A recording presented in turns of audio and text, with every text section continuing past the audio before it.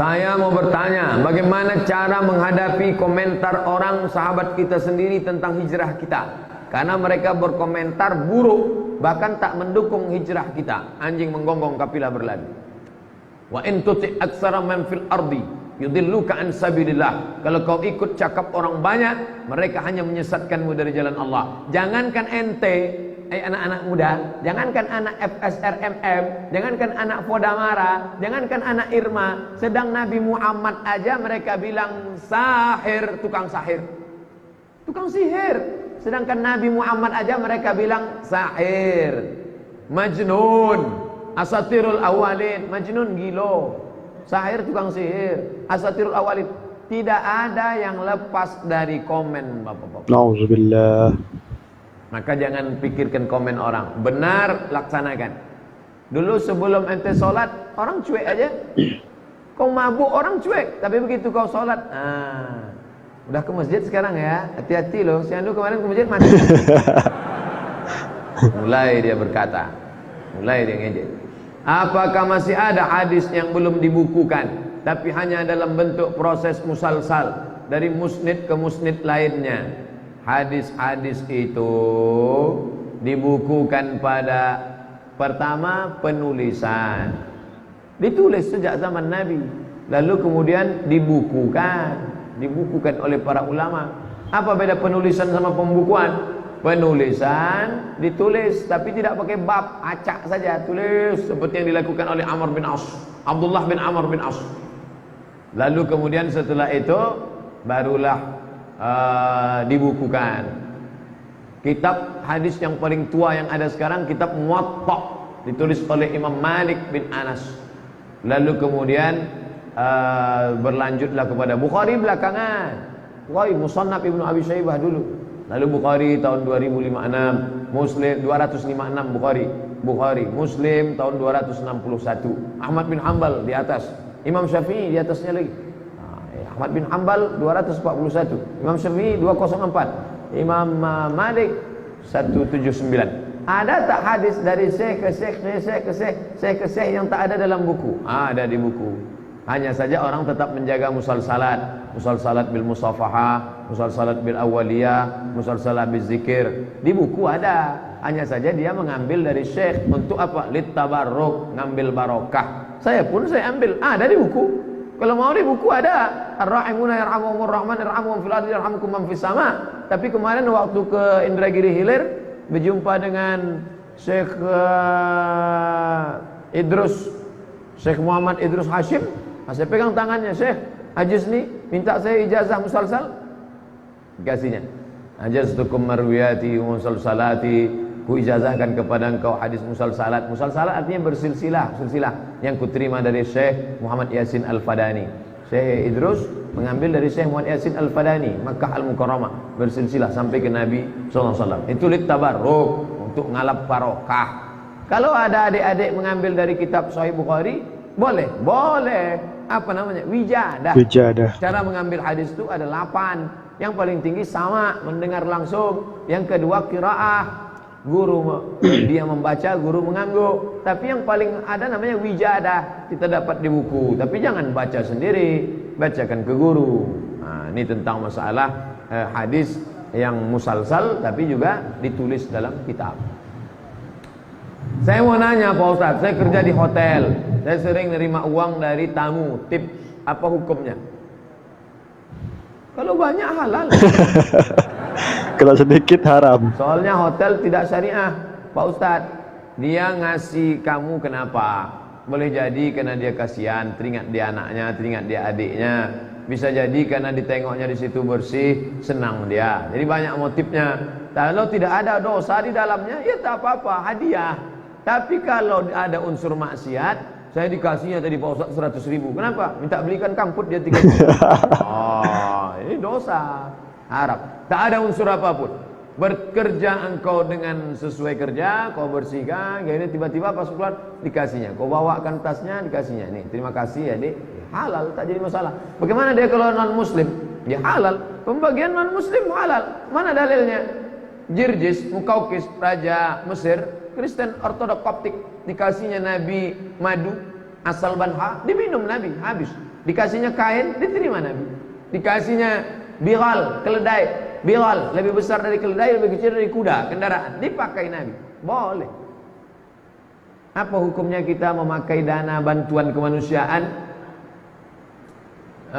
dengan waktu sebentar? Sebentar ini karena kita lagi mepet betul, sangat membutuhkan uang itu. Kita mengembalikannya dalam waktu yang tak lama, tak bisa. Kenapa? Karena ini milik kemanusiaan. Kalau sempat dana-dana dinas sosial dipakai, dinas sosial Pemprov Provinsi Riau itu milik 6,5 juta penduduk Riau. Sebentar aja Pak Ustaz. Siapa bilang sebentar? Nyawa lebih sebentar lagi. Begitu kau pakai tak tulis mati, ahli waris tak tahu kemana mau dikembalikan. Oh, itu minta izinnya ke 6 juta, 6,5 juta. Saya mau minta maaf kepada bapak seramai ini aja bingung mencarinya di akhirat padang mahsyar. Di padang panjang aja payah. Apa lagi padang mahsyar? Masya Allah. Mana mencari dia di akhirat? Makanya masalah duit, masalah administrasi keuangan dalam Quran paling detail. Buka Al-Baqarah 282 ya ayyuhalladzina amanu, ayo orang beriman, idza tadayantum bidainin, kalau kalian menjalin utang piutang ila ajalin musamma sampai batas tempat tubuh, tulis. Payah kita mencarinya. Jangan coba pakai duit umat. Kalau mau perlu betul, datang minta. Ustaz Somad minjam duit masjid, tidak, tak bisa. Ustaz nyindir pengurus masjid ya, saya ketua masjid. Saya ketua masjid. Datang orang mau minjam, tak bisa, saya bilang, ini uang umat. Kalau mau uang saya, kalau gitu uang ustaz lah pinjam. Senang tak ada.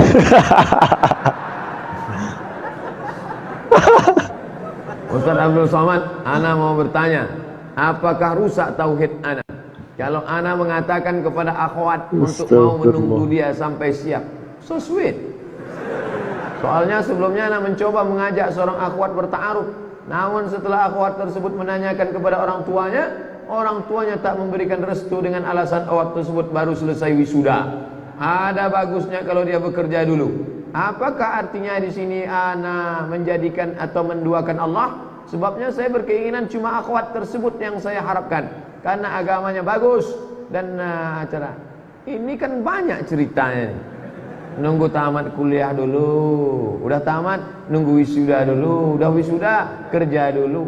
Cepat kan ada. Kalau bisa cepat kenapa lambat? Kenapa kau tunggu-tunggu dia? Takutnya nanti begitu dia kerja mati. Bagus cari yang cepat aja dulu, yang cepat itu dulu. Nanti kalau dia mau nunggu, dia yang kedua. Sampai dulu-duanya. Mengapa sahabat mengumpul? Ustadz ini ngomong jangan sembarangan. Saya bukan sembarangan. Sekarang berapa banyak perempuan yang solihah tidak diselamatkan oleh laki-laki, akhirnya menikah sama Fir'aun, menikah sama pecandu narkoba. Berapa banyak perempuan, Pak Ustadz, saya pengajian suami saya selingkuh, tak terhitung berapa banyak. Sampai error HP saya dah 2 hari tak masuk WhatsApp 11.000 sekali masuk. Tak siapa membocorkan nomor saya sampai hati dia. Itulah berapa banyak orang. Nah itulah. Jadi antum bisa menyelamatkan 2 yang solihah ini, itu jihad luar biasa itu. Allahu Akbar. Allahu Akbar. Mengapa sahabat mengumpulkan Al-Quran dari pelepah korma dan tulang, sementara para sahabat tersebut hafal Quran? Sahabat itu hafal Quran, tapi Nabi menyusun tim penulis wahyu sebanyak 40 orang. Maka dikombinasikan antara hafalan dengan tulisan. Kumpulkan yang ada di pelepah korma, komparasi. Itulah sekarang metode ilmiah namanya studi komparatif, studi banding.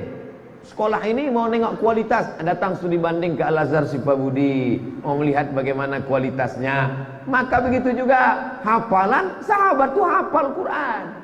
70 tentara penghafal Quran meninggal mati syahid waktu memerangi Nabi palsu Musailamah Al-Kadzab. Tapi dikumpulkan lagi yang ada tulisan pelepah korma, dicek lagi, dikomparasi lagi, baru bukan mereka meragukan hafalan mereka. Jangan silap dengan hafalan mereka. Apa hukum rokok bagi yang kecanduan dengan rokok?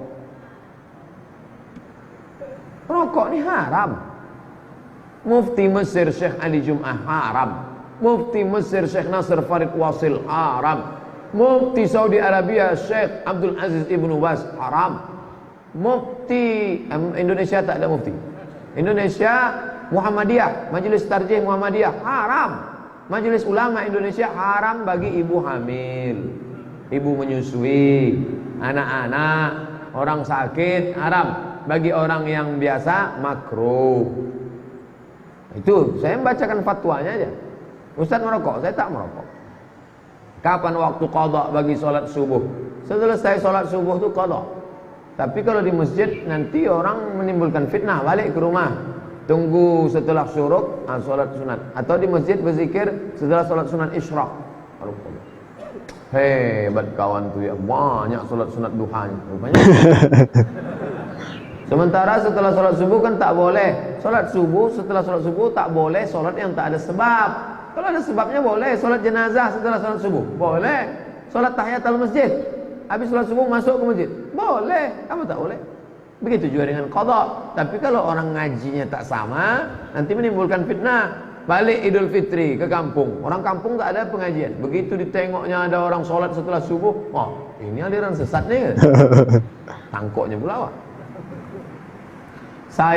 Terima kasih untuk teman-teman yang sudah menonton video kali ini.